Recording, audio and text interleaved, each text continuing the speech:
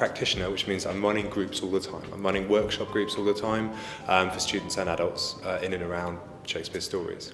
So perhaps come in, on a Monday, probably go straight to a school and have a sort of session there, maybe come back to the office, check some emails, and then go back out to another school. So I'm normally doing it, around about 2 sessions a day.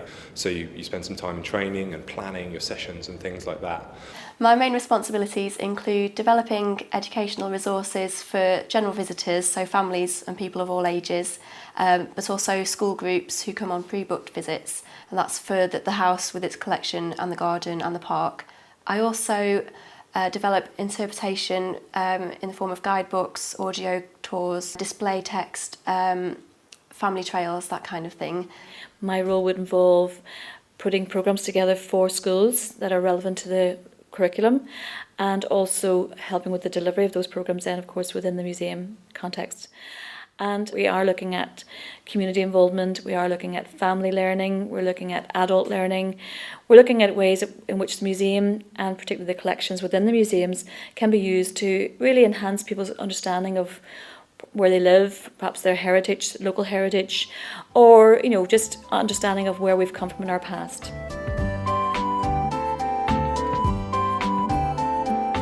As a clown for a while and as a street performer.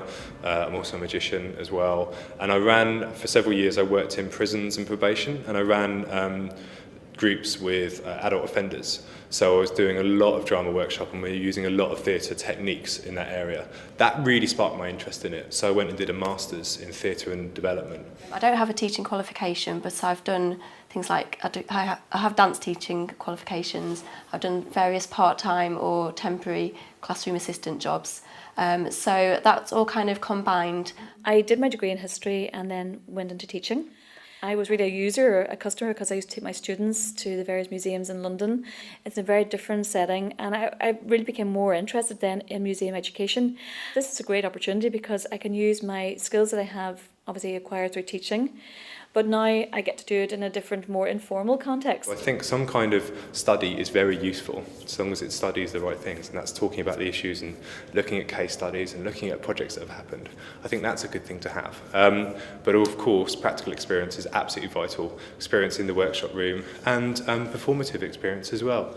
I think being a good communicator is pretty invaluable for this kind of job, because you do a lot of talking to people, you do a lot of engaging with people. To have an in-depth knowledge of Chatsworth's history, family, collection, it wasn't a requirement of my role. It's being able to transport what we have at Chatsworth already and kind of convey that to an educational audience. I think certainly flexibility is important, because again, when you're dealing with groups, things can change, people have different needs.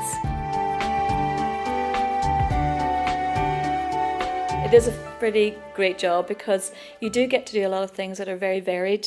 There's also that opportunity then to work more closely and perhaps with the curator and with the archivist and with the marketing department. So you're getting that opportunity to work in a team context as well, which is great. And because exhibitions change, because that your programme changes year on year, there is that variety and that opportunity then to do things differently.